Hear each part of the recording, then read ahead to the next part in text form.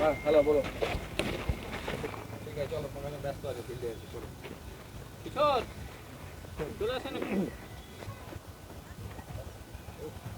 ও ইয়ে এ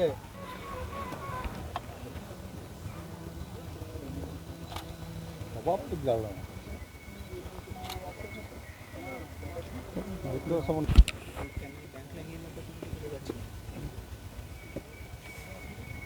এমনি আমাদের এ কি আছে এই পয়েন্ট থেকে এদিকে এখন পর্যন্ত আমাদের কিন্তু 68 কিলোমিটার যাচ্ছে, 1068 আরও নিচের দিকে যাচ্ছে। ওইখানে আমরা একটা পয়েন্ট দিয়েছি, তারপর থেকে নদীটা মানে এই যে জায়গাগুলো এখন চেঞ্জ করেছে। হ্যাঁ চেঞ্জ করেছে, এইদিকে শিফট করেছে, এইদিকে শিফট করেছে। আর একটা বিষয় থাকে না, এই ঘরের কত মিটার এপাশে ওপাশে, মানে যেটা আমরা বলি যে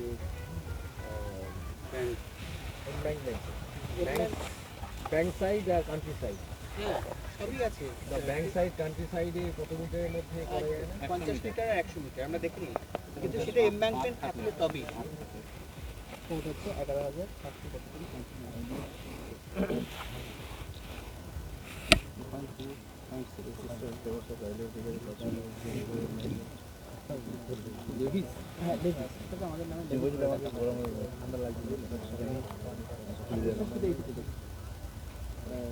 কার্যত বেদখল হয়ে নির্মাণ হওয়ার অভিযোগ, মানে বিষয়টা কিভাবে দেখছেন, কি বলবেন? না, আজকে এখানে আমরা পরিদর্শনে এসেছি, আমি নিজে এসেছি এখানে, আমার এডিএমএলআর আছেন, আমার executive engineer, irrigation Mayurakshi south canal তারা আছেন, আমাদের এখানে বিএলআরও আছেন, এসডিএলও আছেন এবং আমাদের ল্যান্ড অফিসের প্রায় সবাই এখানে আছেন। সকাল থেকে এখানে আমরা দেখছি বিষয়টির গুরুত্ব উপলব্ধি করে। প্রথম কথা হচ্ছে যে এখানে যেটা আমরা পেপারস এবং তার সাথে সাথে এখানে সরজমিন যে দেখলাম নদী, কোপাই নদীর কোর্সটা চেঞ্জ হয়েছে, এক নম্বর কথা। ঠিক আছে, কোপাই নদী আগে যেভাবে যেত সেখান থেকে সরে এসে কোর্সটা চেঞ্জ হয়েছে, এটা এক। দু নম্বর, এই কোপাই নদীর কাছে দাবি করা হয়েছে যে কিছু রায়তি প্লট আছে, সেই রায়তি প্লটে তারা কনস্ট্রাকশান শুরু করেছেন। সে দেখলাম তো এখানে কনস্ট্রাকশান শুরু করেছে। এখন রায়তি প্লট যেগুলি আছে সেগুলো আমরা পর্যালোচনা করে দেখব যে সত্যি রায়তি প্লট আছে কি না। হ্যাঁ, এটা এক। দুই, তিন নম্বর হচ্ছে নদী যেহেতু তার গতিপথ চেঞ্জ করেছে,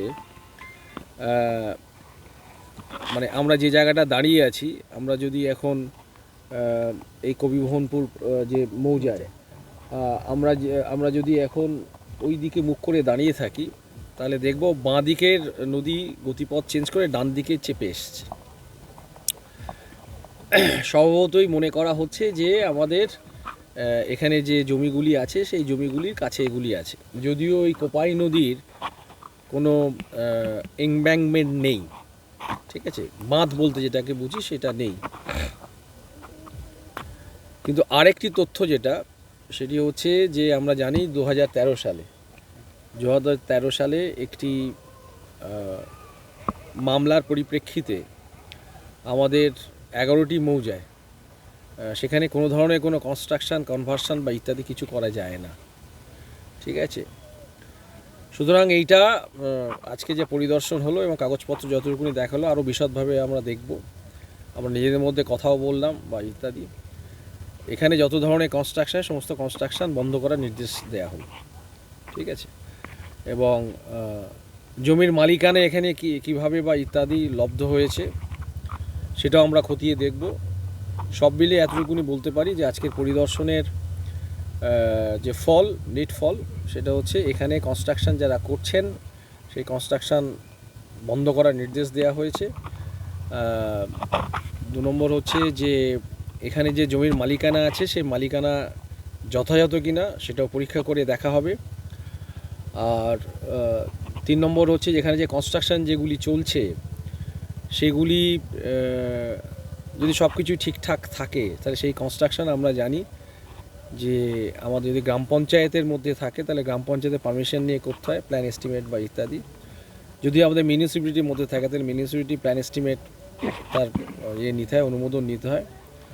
যদি এসএসডি এর মধ্যে থাকে তাহলে তার অনুমোদন নিতে হবে, সেগুলি আমরা খতিয়ে দেখব। স্যার এই কোনো ল্যান্ডটা, রকম এই যেখানে কনস্ট্রাকশনটা হচ্ছে, এটা কোন দপ্তরের অধীনে, মানে পঞ্চায়েত, পুরসভা না এসএসডি?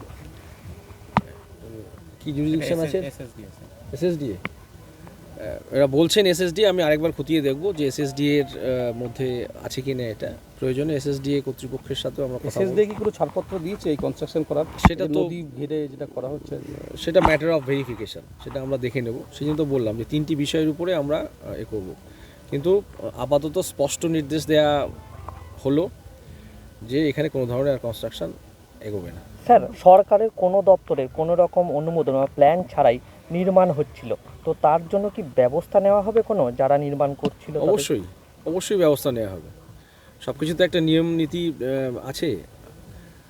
আমরা আমাদের বিভিন্ন সময় সরকারি পর্যায়ে যে বিধিনিষেধ, অ্যাক্ট, রুলস, গাইডলাইন, সার্কুলার যেগুলি আসে, আমরা সবাই তার পারভিউয়ের মধ্যে থেকেই আমরা কাজ করি, সেগুলিকে মানে মেনে চলতে আমরা বাধ্য সবাই।